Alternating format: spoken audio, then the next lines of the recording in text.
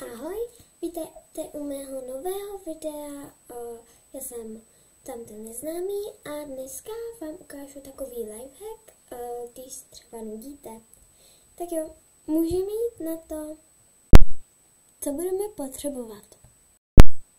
Takže budeme potřebovat nějaké víko nebo nějakou krabičku, která prostě nerozmočí voda, micelární vodu na odličování a tamponky na odličování. Takže vezmeme si vlastně krabičku nebo něco, co prostě nerozmočí se a do toho našpícháme micelární vodu.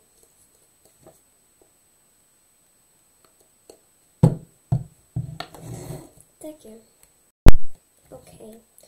Dáme ji tam tak akorát, kolik to bude. Teď si vezmeme odličovací tamponky, nebo jeden, a namočíme ho do toho.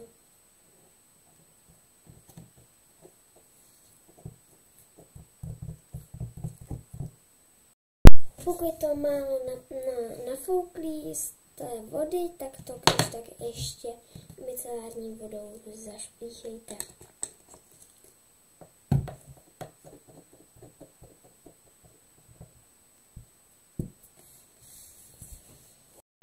Jestli to nechcete vidět všechno po stole, vemte si když tak kapesník a rozestavte si ho.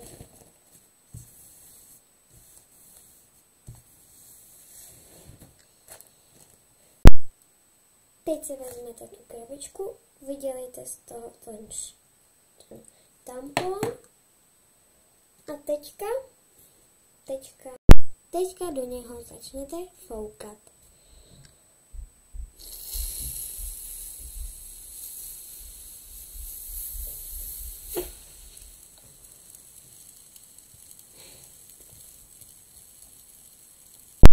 Ta pěna rychle vymizává, takže můžete si s tím hrát nebo dělat blbosti, anebo si s tím můžete odlíčit pleť.